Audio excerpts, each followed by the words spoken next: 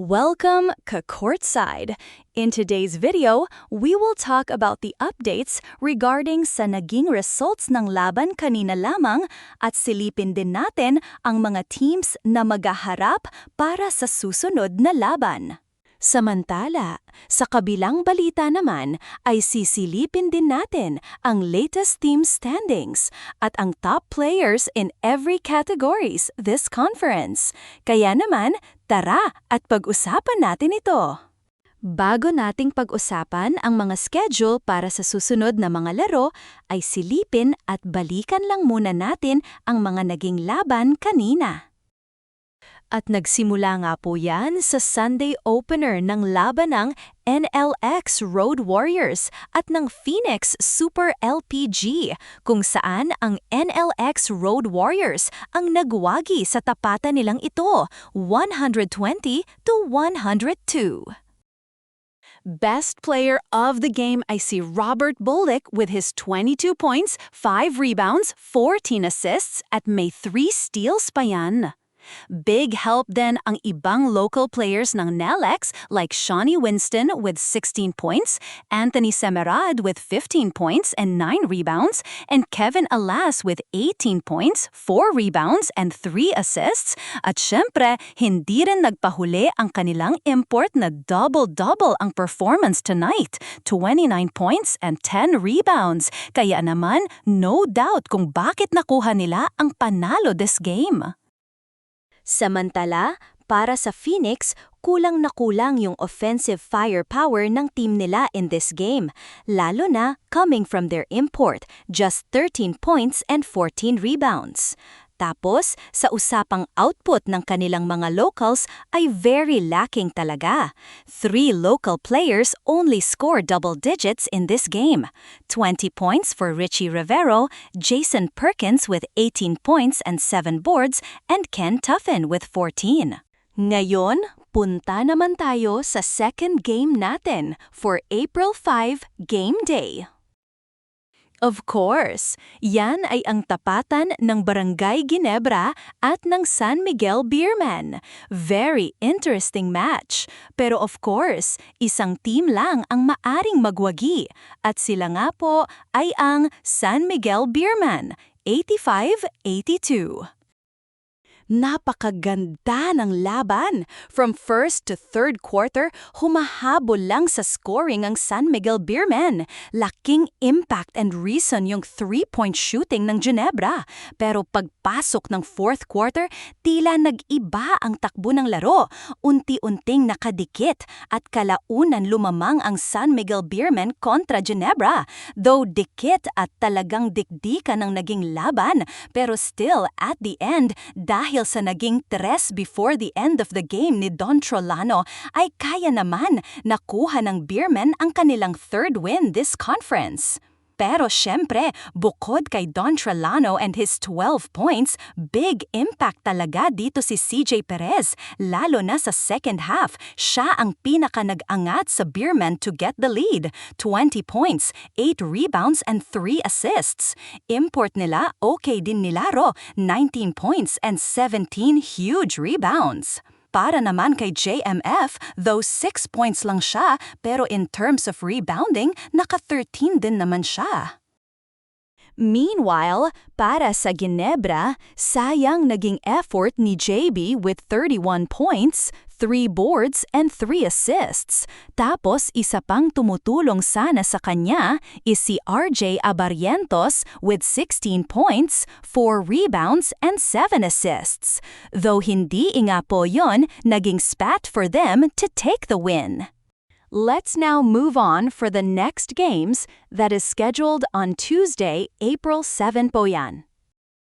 Sa opener ay ang tapatan ng Terra Firma Jeep at ng Magnolia Hotshots. 5:15 p.m. ang kanilang laban. Very interesting match. Terra Firma Jeep na so far ay napakaganda ng inilalaro this conference. Very unusual sa kilala nating Terra Firma every season. At para sa Magnolia, isang team na may bagong import at masasagot din ang tanong natin sa labang ito kung ang kanilang import ba na si Chapman ay isang consistent performer. Anyways, sa second game naman natin, at 7:30 p.m. ay ang tapatan ng dalawang MVP teams, Meralco Bolts at ang TNT Tropang 5G, kung saan both of these teams ay halos magkasunod lang sa standings, both with one loss sa kanilang kartada in this conference.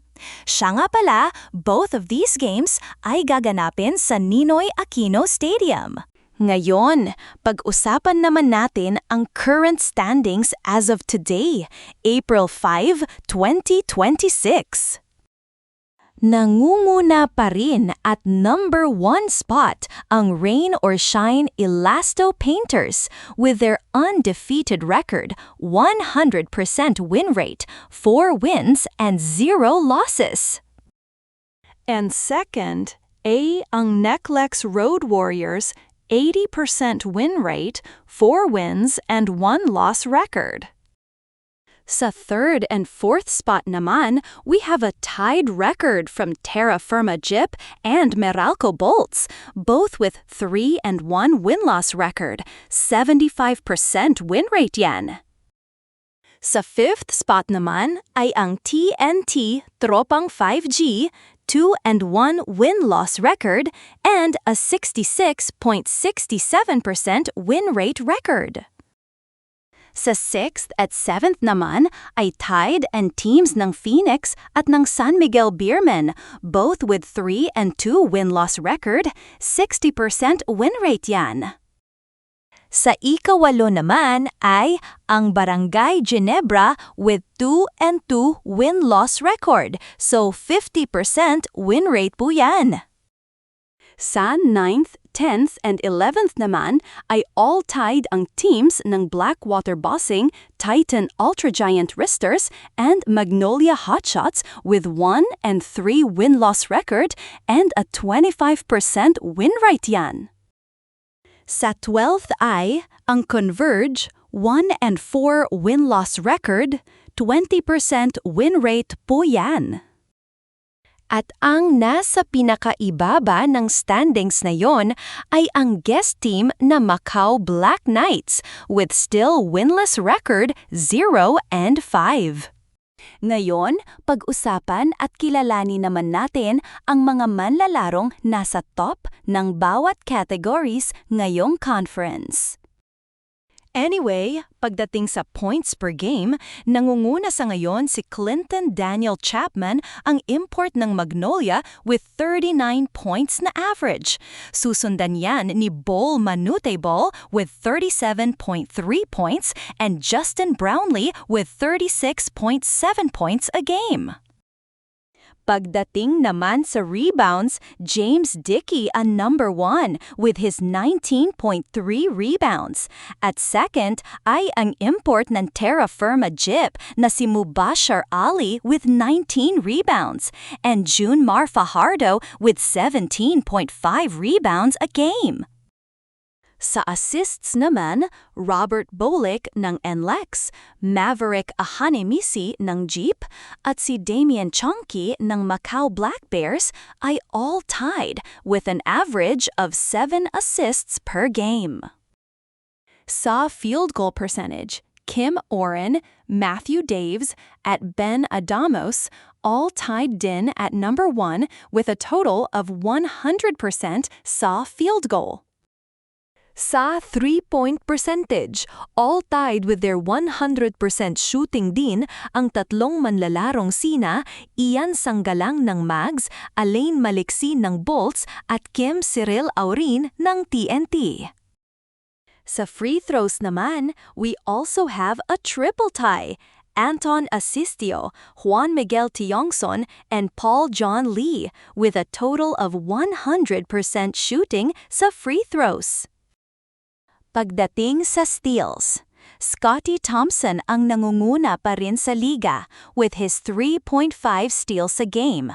Susundan yan ni Michael Gilmora with his 3 steals and Alex Stockton with his 2.6 steals a game.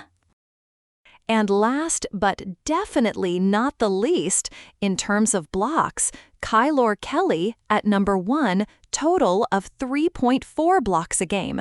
Bol Manute Bol, 2.7 blocks, and at third, I see Xavier Lucero with his 2.5 blocks per game.